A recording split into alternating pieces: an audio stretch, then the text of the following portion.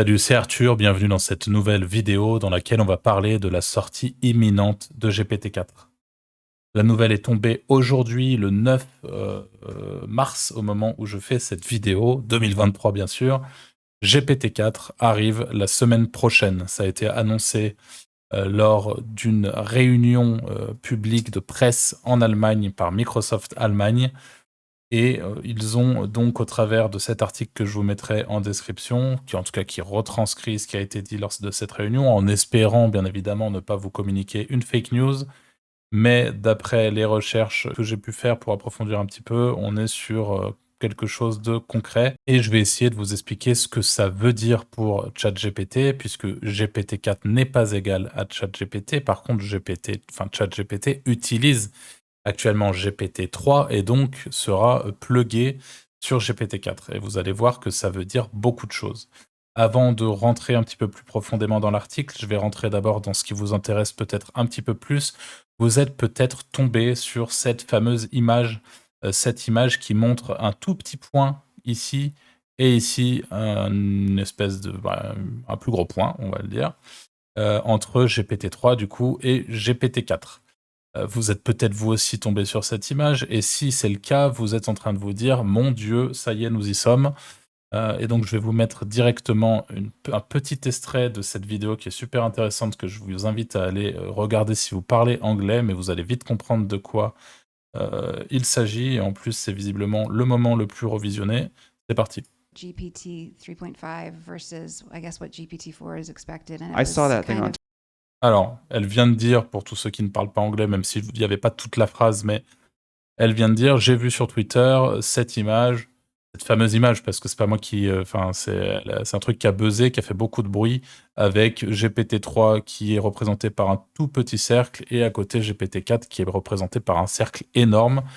Et on va voir du coup la réponse de Sam Altman lui-même. Sam Altman qui est bien sûr, pour ceux qui ne le savent pas, le mec qui a cofondé, donc cofondateur avec Elon Musk de l'organisation à but lucratif plafonné OpenAI, donc le grand chef de ChatGPT et de tous les modèles d'IA tels que GPT-2, GPT-3 et bientôt GPT-4. Donc c'est lui le big boss, et voilà ce qui répond directement à cette question ou à cette remarque de la journaliste, de la fille qui l'interviewe lors de cet événement.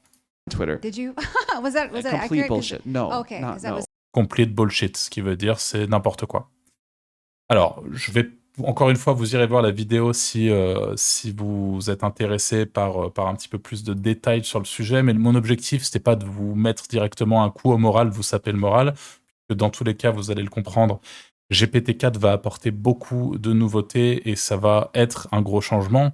Cependant, quand on voit cette image et qu'on sait qu'on est déjà aujourd'hui, pour la plupart d'entre nous, complètement bluffé, et que nos méthodes de travail, notre façon de travailler sur certaines tâches répétitives a déjà été transformée en profondeur grâce à ChatGPT, qu'actuellement ChatGPT est sur GPT-3, et que je suis en train de vous annoncer que la semaine prochaine, on passe sur GPT-4, l'objectif, c'était pas non plus... Voilà, je voulais pas surhyper le truc, et je voulais vous remettre dans la vraie réalité. Oui, c'est un upgrade, oui, ça va sans doute être encore plus impressionnant, mais on va être très loin de cette image, même si dans les faits, mathématiquement, ça va être sans doute ce nombre de données prises en compte par les deux moteurs. Mais dans la réalité, ne vous hypez pas trop par rapport à ce changement. Enfin, ne vous hypez pas au point que peut hyper cette image. Puisque moi-même, quand je l'ai vue, j'ai fait « Oh, ok, les choses vont être absolument incroyables », et déjà qu'elles le sont. Voilà. Plusieurs annonces importantes, du coup, au sein de ce texte, qui, encore une fois, je vous mettrai en description. C'est un texte que j'ai traduit avec Brave ou Google Chrome en faisant clic-droit traduire en français, pour ceux qui se demandent, parce que j'ai déjà eu la question sur une précédente vidéo. Du coup, deux choses majeures au sein de ce nouveau, GPT, donc ce nouveau modèle de linguistique. Il y en a deux. La première chose, et ça c'est vraiment le point important, il me semble, à vous rappeler, à vous rapporter plutôt, c'est que ChatGPT est multimodal.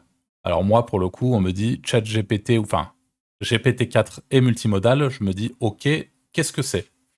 Je demande à mon ami ChatGPT, qui me dit Si ChatGPT était multimodal, cela signifierait qu'il serait capable de comprendre et de produire des informations à travers différents modes de communication, tels que les langues naturelles, les images, les vidéos, les sons, etc. Cela augmenterait considérablement la capacité de ChatGPT à interagir avec les humains de manière plus riche, plus expressive, en prenant en compte non seulement les mots, mais aussi les éléments visuels et audio. Pour commencer à comprendre et anticiper un petit peu la dinguerie. Par exemple, ChatGPT pourrait répondre à une question en utilisant une image ou une vidéo pour mieux expliquer un concept, ou encore répondre en utilisant un langage des signes pour les personnes sourdes ou malentendantes. De plus, cela rendrait ChatGPT plus adaptable à différents contextes et cultures, permettant une communication plus précise et plus personnalisée. Bon, à prendre encore une fois avec des pincettes, hein, on sait que ChatGPT, c'est pas la vérité absolue. Loin de là, ça lui arrive de dire des bêtises. Par contre, le fait que ça soit multimodal, en effet, ça va sans doute lui permettre de pouvoir en effet interpréter des vidéos, des images, etc. Enfin, d'aller un petit peu plus dans la variété. D'ailleurs, ils insistent au sein de l'article sur le fait que GPT-4 soit capable de fonctionne dans toutes les langues. Voilà. Vous pouvez poser une question en allemand et obtenir une réponse en italien. C'est à peu près, enfin moi ça m'arrive de lui donner toutes les langues et il me répond plutôt bien aussi, donc c'est plutôt quelque chose qui fait déjà, mais il avait l'air d'insister là-dessus, le CTO, et il parle également d'un autre élément qui a l'air majeur, le LLM, qui est un game changer, puisque ça a été mal traduit, mais game changer, c'est vraiment un truc qui va pour le coup radicalement changer l'utilisation de ChatGPT. Et on a juste ici, du coup, sais-tu ce qu'est le LLM de ChatGPT? Je lui ai demandé, et il me dit, en tant qu'assistant linguistique, je peux vous dire que LLM signifie Large Language Model. Ce qui se traduit littéralement par grand modèle de langage. Le LLM de ChatGPT est un modèle de traitement de langage naturel développé par OpenAI qui utilise des algorithmes d'apprentissage automatique pour analyser et générer des textes en langage naturel. Le LLM de ChatGPT est capable de répondre à des questions et de compléter des phrases et de générer des textes cohérents et même de traduire du contenu créatif comme des poèmes ou des histoires. Et j'en profite pour vous le dire ici, pour ceux qui suivent ma chaîne d'habitude, je suis moi-même consultant en référencement et éditeur de sites depuis 2013, donc j'ai fait énormément de sites et depuis un an, je bouffe de l'IA et particulièrement du contenu IA au sein de mes contenus. Je fais plein de tests, j'expérimente plein de choses et tous les résultats de ces tests, je vous les ai mis dans un e-book qui se trouve en description, qui est gratuite en l'échange de votre email. Et vous aurez aussi dans cet e-book 50 prompts pour utiliser, à utiliser dans le chat GPT. Donc j'invite tous ceux que ça peut potentiellement intéresser d'avoir ce retour d'expérience, et bien de télécharger le e-book. Et pour en revenir, et pourquoi est-ce que je vous parle de ça? Puisqu'actuellement, justement, tout ce qui fait, et c'est la petite particularité en ce moment, depuis des années déjà du référencement, c'est tout ce qui touche à la sémantique et plus particulièrement à ce qu'on appelle les NLP. Et pour vous expliquer ce qu'est un NLP, rien de tel que que le demander encore une fois à ChatGPT qui l'expliquera un petit peu mieux que moi puisqu'il s'agit encore une fois d'un terme anglais. NLP signifie Natural Language Processing, ce qui se traduit en français par traitement du langage naturel. En SEO, les NLP sont utilisés pour améliorer la compréhension des moteurs de recherche, des contenus en langage naturel sur les pages web. Le NLP permet d'analyser des mots-clés, des expressions utilisées sur des requêtes des utilisateurs et de les associer avec le contenu pertinent sur les pages web. Donc je ne vais pas tout vous lire, mais en gros c'est ça.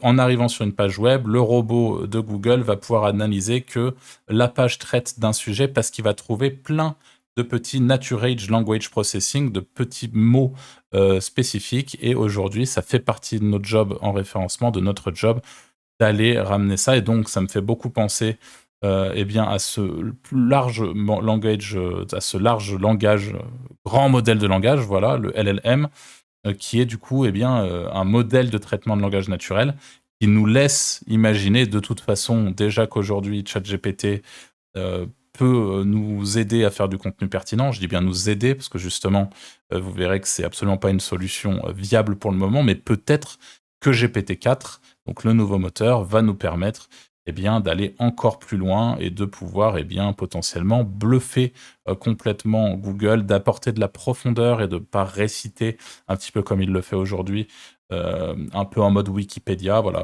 à voir ce que va nous permettre de faire GPT-4 et quand il sera intégré, bien sûr, à ChatGPT en espérant ne pas vous avoir menti.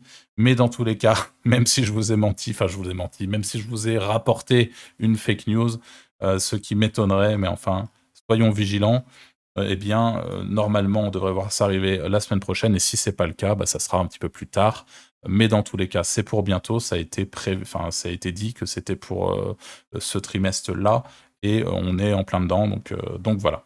Je vous laisserai explorer un petit peu plus, un peu tout ça en profondeur. On a déjà 10 minutes de vidéo. Je ne vais pas lire absolument tout le contenu avec vous.